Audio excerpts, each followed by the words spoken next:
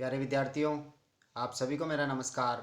मैं डॉक्टर नेमीचंद कुमावत, सहायक आचार्य हिंदी विषय, राजकीय महाविद्यालय की आपके इस बीए प्रथम वर्ष विषय हिंदी साहित्य के द्वितीय प्रश्न पत्र की आज की इस ऑनलाइन कक्षा में मैं आप सभी का हार्दिक अभिनंदन और स्वागत करता हूं।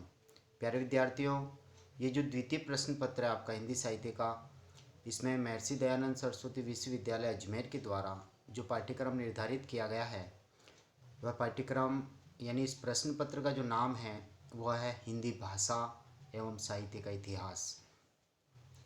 पिछली जो ऑनलाइन कक्षाएं हुई थी उसमें हमने आपकी हिंदी भाषा से संबंधित जो 40 अंकों का जो पाठ्यक्रम है उसको हमने काफ़ी विस्तार से पढ़ लिया है। और जो भी मैंने, चाहे ब्रज भाषा हो, चाहे अवधी भाषा, चाहे राजस्थानी भाषा या हिंदी भाषा के उद्भव और विकास से संबंधित एक विस्तृत मॉडल आंसर के रूप में, और प्राचीन आर्य भाषाएं, मध्यकालीन आर्य भाषाएं, आधुनिक आर्य भाषाएं, इन सभी पर मॉडल आंसर के रूप में हमने विस्तार से अध्ययन किया है।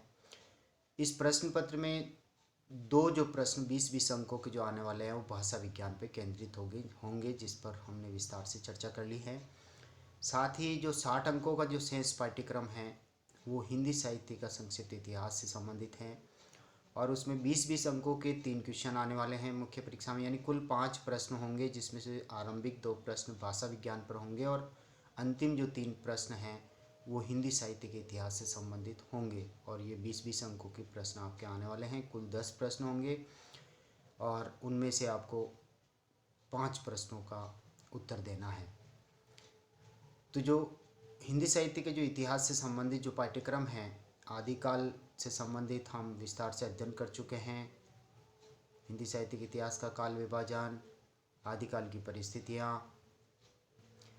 और आदिकाल का साहित्य, आदिकाल का जो नामकरण विवादास्पद था उस पर चर्चा की, और आदिकाल की प्रमुख प्रवृत्तियाँ, इन सभी पर मॉडल आंसर के रूप में हमने पढ़ लिया है। दूसरा जो कालखंड है वो भक्ति काल है। भक्ति काल की विविध परिस्थितियाँ और निर्गुण ज्ञानाश्रय संत काव्यधारा के कवि और उनकी प्रवृत्तियाँ, निर्गुण प्रेमाश्रय काव्यधारा यानी सूफी काव्यधारा के कवि और उनकी प्रवृत्तियाँ, कृष्ण भक्ति काव्यधारा की प्रमुख प्रवृत्तियाँ, राम भक्ति काव्यधारा, और हिंदी साहित्य में जो भक्ति काल एक स्वर्ण युग के रूप में चर्चित हैं, इन सभी बिंदुओं पर हमने विस्तार से चर्चा पिछली ऑनलाइन कक्षाओं में मॉडल आंसर के रूप में कर ली है। तीसरा जो कालखंड है वो रीतिकाल है। रीतिकाल की विविध परिस्थितियाँ, रीतिकाल का नामकरण, रीतिकाल की 3 काव्यधाराएँ और रीतिकाल की प्रमुख प्रवृत्तियाँ, यहाँ तक हमने विस्तार से अध्ययन कर लिया है। और अब एक चौथा कालखंड आपके बचा हुआ शेष, जिसमें आधुनिक काल है। और आधुनिक काल में जो मुख्यतः जो प्रश्न बनने वाले हैं वो भारतेंदु युग के प्रमुख कवि और उनकी प्रवृत्तियाँ, द्विवेदी युग के प्रमुख कवि और उनकी प्रवृत्तियाँ, और तीसरा जो कालखंड आता है छायावाद। छायावाद के प्रमुख आधार स्तंभ कवि प्रसाद पंत, निराला महादेवी, और छायावाद की प्रमुख काव्यगत प्रवृत्तियाँ। और चौथा जो प्रश्न बनेगा वह प्रगतिवाद। प्रगतिवाद के प्रमुख कवि और उनकी प्रवृत्तियाँ। और पांचवा एक बन रहा है प्रयोगवाद के प्रमुख कवि, तार सप्तकों के कवि और उस कालखंड की प्रमुख प्रवृत्तियाँ। और एक छठा क्वेश्चन बनता है नई कविता। तो इन सभी पर हम एक मॉडल आंसर के रूप में मैं आपको विस्तार से पढ़ाऊंगा। और आज हम आधुनिक काल को आरंभ करते हुए आधुनिक काल की जो पहली काव्यधारा है वो हम पढ़ने जा रहे हैं। भारतेंदु मंडल के कवियों का संक्षिप्त परिचय देते हुए भारतेंदु युगीन काव्य की प्रमुख प्रवृत्तियों का विश्लेषण कीजिए। इस तरह का 20 अंकों का आपके प्रश्न आएगा और उसका मॉडल उत्तर मैं आपको यहाँ पढ़ा रहा हूँ। आधुनिक काल के प्रथम चरण को पुनर्जागरण काल कहा जाता है। दूसरी ओर इस चरण का नामकरण बाबू भारतेंदु हरिश्चंद्र जी के महिमा मंडित व्यक्तित्व को ध्यान में रखकर किया गया है, अतः इसे भारतेंदु काल कहना अधिक उपयुक्त है। भारतेंदु जी का रचना काल सन 1850 ईस्वी से लेकर के 1884 ईस्वी तक रहा है। महावीर प्रसाद द्विवेदी जी ने सरस्वती पत्रिका का जो संपादन किया वो 1903 ईस्वी में उन्होंने संपादन का कार्यभार संभाला था। सरस्वती पत्रिका का प्रकाशन सन 1900 ईस्वी से ही आरंभ हो गया था, अतः 1850 से लेकर के 1900 ईस्वी तक की कालावधि को भारतेंदु युग के नाम से जाना जाता है। इस युग में जहाँ नवीनता का मोह भी है, वहाँ उसमें प्राचीनता का आग्रह भी है। यानी नवीन जो आधुनिक युग की प्रवृत्तियाँ हैं उनका चित्रण भी हमें मिलता है, और प्राचीनता का मोह या रीतिकाल की कुछ काव्यगत प्रवृत्तियाँ भी इसमें मिलती है। तो ये एक संधि स्थल है, रीतिकाल और आधुनिक काल के बीच का जो संधि स्थल है उसे भारतेंदु युग कहा जाता है।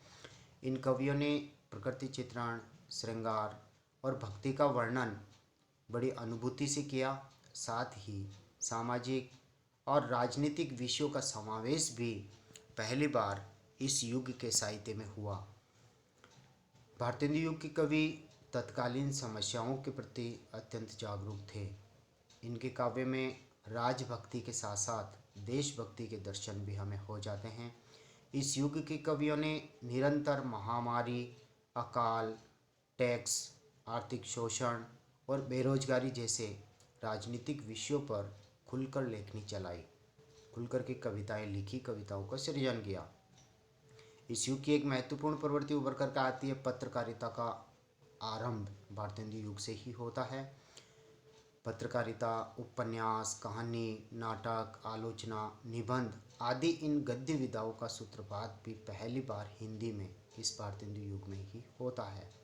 तो आइए हम भारतेंदु मंडल के जो कवि हैं, प्रमुख कवि, उनका हम संक्षिप्त परिचय से आगे हम पढ़ रहे हैं। भारतेंदु मंडल के जो कवि हैं उनमें सर्वप्रथम नाम आता है भारतेंदु हरिश्चंद्र जी का। इनका जन्म काशी के धनाढ़ी परिवार में 2 सितंबर 1850 ईस्वी को हुआ था, और इनका देहावसान मात्र 34 वर्ष की आयु में ही 1884 ईस्वी में हो गया था। इनके पिता गोपाल राय गिरिधर जी थे, जिन्होंने हिंदी का पहला नववध नाटक लिखा था। भारतेंदु हरिश्चंद्र जी की शिक्षा घर पर ही हुई थी। मात्र 11 वर्ष की आयु में ही ये कविताओं का सृजन करने लग गए थे, कविताएं लिखने लग गए थे। इन्होंने कुछ पत्र पत्रिकाओं का प्रकाशन भी किया, जैसे कवि वचन सुधा, हरिश्चंद्र मैगजीन, हरिश्चंद्र चंद्रिका, बाला बोधिनी आदि पत्रिकाओं का इन्होंने कुशल संपादन किया। ये अत्यंत उदार, स्वाभिमानी और विनोदी स्वभाव के थे। पूर्वजों की संपत्ति से ये दीन दुखियों और साहित्यकारों की आर्थिक मदद करते थे। तत्कालीन जनता ने अपने इस प्रिय नेता को भारतेंदु की उपाधि से विभूषित किया। वस्तुतः अपने जीवन काल में जैसी लोकप्रियता भारतेंदु हरिश्चंद्र जी को प्राप्त हुई थी, वैसी अन्य किसी हिंदी कवि को आज तक प्राप्त नहीं हुई है। इनकी जो प्रमुख रचनाएं हैं हम थोड़ा सा उन पर दृष्टिपात कर लेते हैं। इन्होंने 70 ग्रंथों की रचना की, जो भारतेंदु ग्रंथावली भाग 2 में प्रकाशित है। जिनमें से कुछ प्रमुख का हम नाम लेना चाह रहे हैं, यहाँ पर नामोल्लेख कर रहे हैं। देखिए, प्रेम माधुरी, प्रेम तरंग, प्रेम फुलवारी, प्रेम प्रलाप, प्रेमाश्रु वर्षण, विनय प्रेम पचासा, फूलों का गुच्छा। ये फूलों का गुच्छा जो कृति है इनकी एक तरह से कविताएं हैं इसमें संकलित, जो हिंदी खड़ी बोली में लिखी हुई है। बाकी शेष जो रचनाएं हैं वो ब्रजभाषा में हैं। गीत गोविंदानंद, सत्सई सिंगार, होली, राग संग्रह, वर्षा विनोद, विनय प्रेम पचासा, दान लीला, प्रबोधि, बकरी विलाप आदि इनकी रचनाएं हैं। इसके साथ ही इन्होंने 17 नाटक लिखे हैं, और कश्मीर कुसुम और बादशाह दर्पण जैसे 2 इतिहास ग्रंथ भी इन्होंने लिखे हैं। निबंध, उपन्यास, कहानी, अन्य साहित्य की जो गद्य विधाएं हैं उन पर भी इन्होंने कुशलता से लेखनी चलाई है। दूसरे जो साहित्यकार हैं इस युग के, वह है प्रताप नारायण मिश्र जी, जिनको दूसरे भारतेंदु के रूप में भी पुकारा जाता है। हिंदी, हिंदू, हिंदुस्तान का जो नारा दिया गया वह प्रताप नारायण मिश्र जी के द्वारा दिया गया। सन 1856 में इनका जन्म और 1894 ईस्वी में इनका देहांत हो जाता है। ये मूलतः विनोदी स्वभाव के थे, भारतेंदु जी की तरह ही। कविता के क्षेत्र में इन्होंने प्रणय व्यंग्य यानी एक तरह से हास्य व्यंग्य, हास्य विनोद, समाज सुधार, देशभक्ति आदि प्रवृत्तियों का परिचय दिया है। इनकी जो प्रमुख रचनाएं हैं उनमें प्रेम पुष्पांजलि, मन की लहर, श्रृंगार विलास, दंगल खंड, ब्रेडला स्वागत और संगीत शकुंतलम, रसकांत शतक, लोकोक्ति शतक आदि इनकी रचनाएं हैं। हमीर हठ और कली कौतुक इनके प्रसिद्ध नाटक हैं और इन्होंने एक ब्राह्मण पत्र का कानपुर से संपादन किया था। तीसरे जो साहित्यकार हैं भारतेंदु युग के, वह है बद्रीनारायण चौधरी प्रेमगंज जी। 1855 में इनका जन्म और 1922 ईस्वी में इनका देहांत। इनकी जो प्रमुख रचनाएं हैं उनमें युगल स्रोत, पितर प्रताप, होली की नकल, मन की मौज, प्रेम पीयूष वर्षा, मंगलाशा, हास्य बिंदु, भारत बधाई, स्वागत सभा आदि हैं, जो प्रेमगंज सर्वस्व रचनावली में संकलित हैं। आनंद कादम्बिनी नामक एक पत्र का संपादन भी इन्होंने किया था। इस भारतेंदु युग के जो अन्य कवि हैं उन कवियों में राधाचरण गोस्वामी जी हैं, जिन्होंने विधवा विलाप और बारहमासी, भारत संगीत, प्रेम बगीची जैसी रचनाएं दी। और दूसरे और हैं अन्य में राधा कृष्णदास, जिन्होंने भारत बारहमासा, देश दशा, राम जानकी, मेघडानल पुष्पांजलि जैसी रचनाएं लिखी। और अन्य कवियों में फिर और अंबिका दत्त व्यास, बाल मुकुंद गुप्त, जिन्होंने शिव शंभू का चिट्ठा लिखा आदि इस युग के अन्य कवियों में उल्लेखनीय हैं।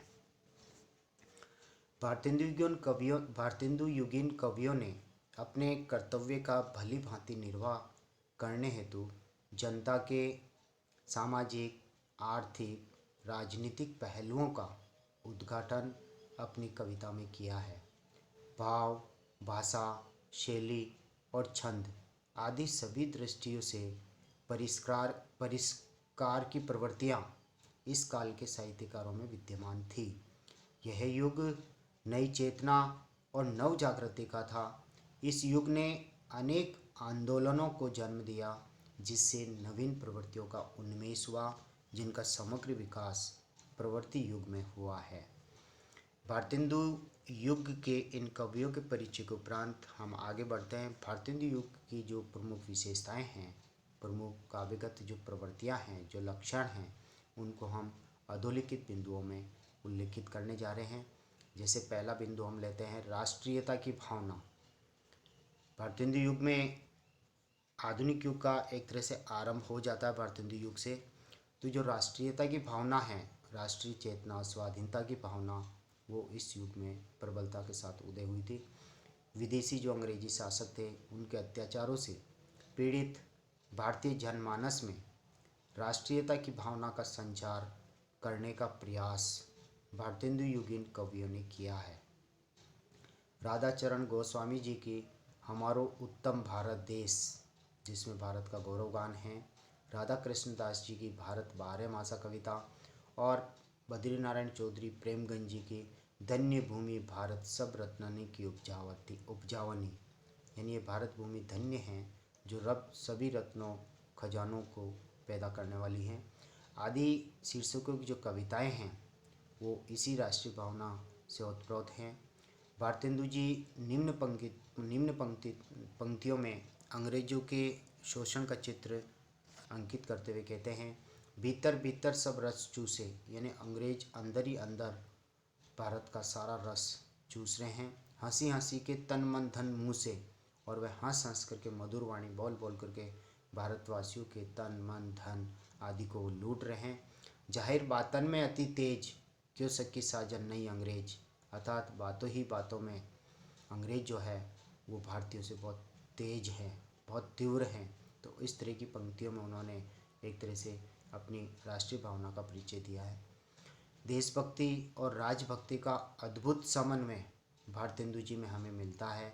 एक तरफ राजभक्ति है और उसके सारे सारे उन्होंने देशभक्ति की कविताएं भी लिखी और अंग्रेजी शासन के प्रति उन्होंने व्यंग्य भी प्रदर्शित किया है।